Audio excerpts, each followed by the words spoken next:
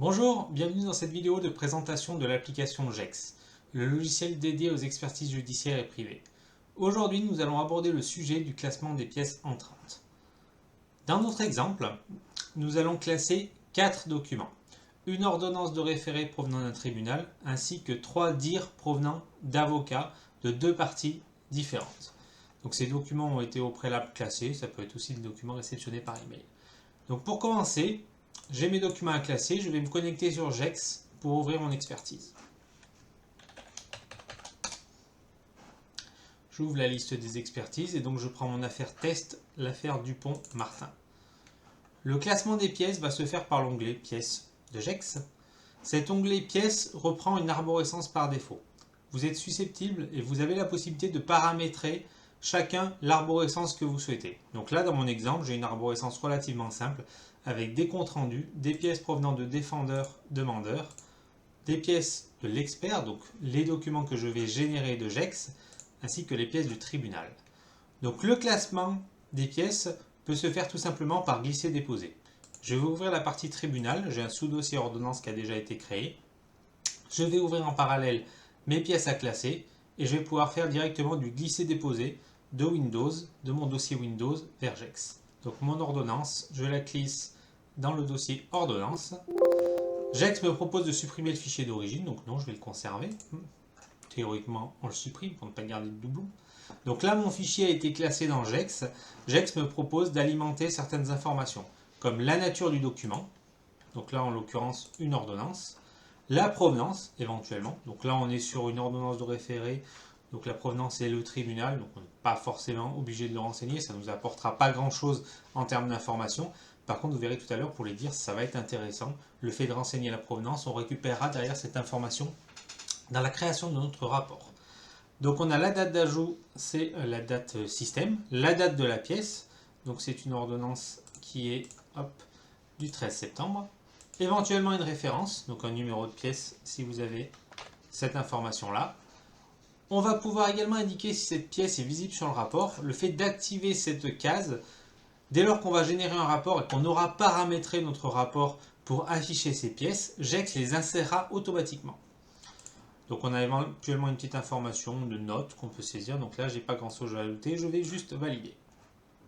Donc ma pièce est classée, elle est visible ici, avec toutes les informations que j'ai pu renseigner. Nous allons maintenant procéder au classement d'un dire provenant d'un avocat.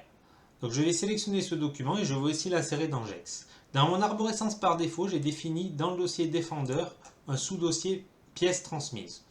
J'ai paramétré ce dossier-là, je peux éventuellement aussi directement dans GEX, sur chaque expertise, paramétrer l'arborescence que je souhaite. Donc là en exemple, je vais juste créer un dossier et dire transmis. Mon dossier apparaît. Je peux directement envoyer mon document de Maître François dans ce dossier-là. Comme tout à l'heure, GEX me propose de supprimer le fichier d'origine, donc je vais le faire, pourquoi pas.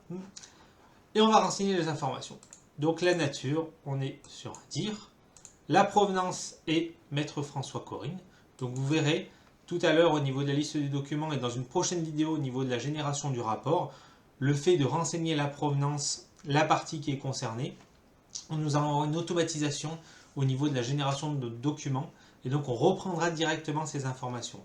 Soit sous forme d'un tableau pour nous dire que Maître Corinne François nous a transmis tel document à telle date, soit directement nous pourrons insérer le PDF en dynamique au niveau de notre rapport.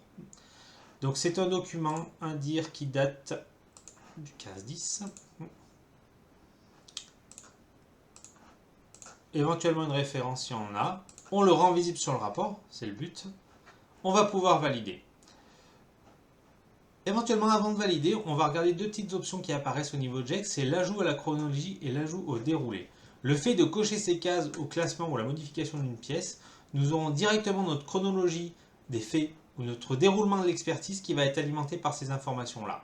Donc là, dans mon cas, c'est une pièce que j'ai reçue, je veux l'insérer dans mon déroulement d'expertise. Donc je coche cette case et je valide. Je vais maintenant procéder au classement des deux dernières pièces, des dires transmis à Monsieur Martin, de Maître Martin, pardon. Donc les dires provenant du maître sont à classer dans le même dossier, donc je vais le faire par lot. Je vais ouvrir le dossier demandeur, les pièces transmises cette fois-ci. Je vais glisser mes deux fichiers en même temps dans ce dossier. supprimer les fichiers origine. Donc oui, je vais supprimer les fichiers d'origine. Et je vais pouvoir renseigner mes informations par lot sur le document. Donc on est sur des documents de nature DIR. La provenance, c'est la CLR test. Donc maître Martin fait partie de la CLR test. Voilà. Éventuellement la date de création, si on le souhaite. C'est nul, la date d'aujourd'hui, c'est très bien. Une référence. Est-ce que mon document est visible ou pas sur le rapport? Oui. Est-ce que je l'ajoute ou pas à mon déroulé d'expertise? Ça va être, comme on a vu tout à l'heure au niveau du DIR transmis par Maître François, je vais l'ajouter. Vous allez voir l'incidence au niveau de notre déroulement d'expertise. Je valide. Mes 2 pièces ont été classées. Elles ont été, par la même occasion, supprimées du dossier d'origine. Donc il ne me reste plus que le fichier ordonnance de référé que je n'ai pas choisi de supprimer. Je peux voir au niveau de toutes mes informations de pièces, de GEX, toutes les informations que j'ai pu renseigner. Donc quelle est la provenance? On appelle le dossier provenance ou destinataire parce qu'il faut savoir que les documents que l'on va générer de GEX, des convocations, des comptes rendus, des courriers, vont aussi être classés dans cette partie pièces. Et à ce moment-là, on aura comme information le destinataire. La provenance, c'est nous, c'est l'expert qui a généré ce document. Le destinataire sera la partie à qui nous avons envoyé le document. Donc le type, les références, les informations de visibilité sur le rapport. Est-ce que j'ai ajouté ou pas ces documents sur la chronologie ou c'est le déroulement d'expertise? Donc voilà, mes pièces ont été classées. Juste petit aperçu du déroulement de l'expertise. Donc dans l'onglet chronologie, on peut voir que, alors, pas mal de choses qui ont été renseignées. Là, ce qui va nous intéresser, c'est cette partie-là, les 3 lignes du bas.